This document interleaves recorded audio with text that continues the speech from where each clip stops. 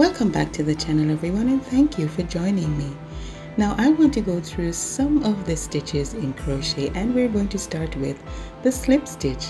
Now the very first stitch right here is made up of 3 chains, and what we want to do is insert the needle under the 3rd chain on this stitch. We pull through, and again continuing with the motion, pull through.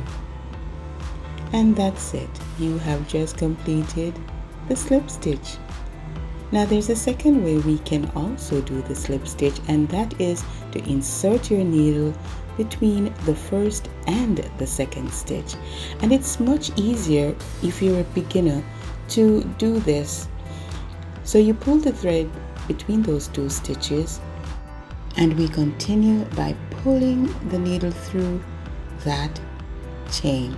You've completed the slip stitch again. And that's it for this quick tutorial. Hope you found it useful.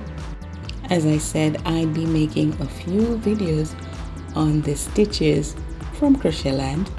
Until then, be safe, and I'll see you in the next one. Walk good.